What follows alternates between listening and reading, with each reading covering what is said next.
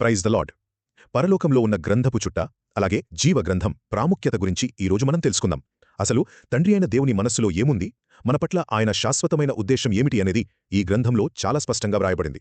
మొదటిగా చూడండి, పడిపోయిన మానవుడు తిరిగి దేవుని స్వరూపంలోకి, ఆయన పోలికలోకి మార్చబడాలన్నదే దీని ముఖ్య ఉద్దేశం. బైబిల్లో హెబ్రీయులకు 10వ అధ్యాయం 7వ వచనం మరియు రోమీలకు 8వ అధ్యాయం 29వ వచనం చెబుతున్నట్లుగా, యేసుక్రీస్తు భూమి మీదకు వచ్చి తన స్వంత ఇష్టాన్ని కాకుండా తండ్రి చిత్తాన్ని నెరవేర్చి మనకొక గొప్ప మాదిరిగా నిలిచారు కదా.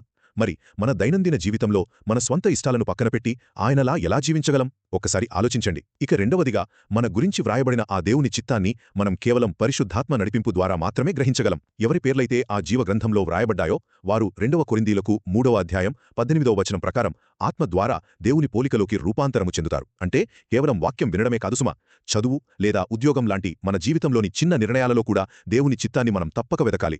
చివరిగా ఒక ముఖ్యమైన విషయం, దేవుని పోలికలోకి ఆత్మీయంగా ఎదగని వారు యేసుక్రీస్తు రహస్య రాకడలో విడవబడతారు. రాబోయే శ్రమల కాలంలో క్రీస్తు విరోధి పాలన ఎలా ఉంటుందో, ముఖ్యంగా ప్రాణముండి మాట్లాడే విగ్రహాలు అంటే నేటి అధునాతన రోబోల వంటివి మనుష్యులను ఎలా హింసిస్తాయో ప్రకటన గ్రంథం 13వ అధ్యాయం 15వ వచనం మనకు స్పష్టంగా హెచ్చరిస్తోంది. కాబట్టి ఆత్మీయంగా ఎదగడమనేది కేవలం ఒక ఎంపిక కాదు, రాబోయే భయంకరమైన శ్రమల నుండి తప్పించుకునే ఏకైక మార్గమిదే. ఒక్క మాటలో చెప్పాలంటే, మన స్వంత ఇష్టాలను విడిచిపెట్టి ప్రతిరోజు పరిశుద్ధాత్మ సహాయంతో క్రీస్తు పోలికలోకి మారడమే దేవుని పరిపూర్ణ చిత్తం. మరింత ఆత్మీయ సమాచారం కోసం మా ఛానల్ను ఫాలో అవ్వండి. దేవుని వాక్యాన్ని మీ స్నేహితులు మరియు కుటుంబ సభ్యులతో తప్పకుండా పంచుకోండి.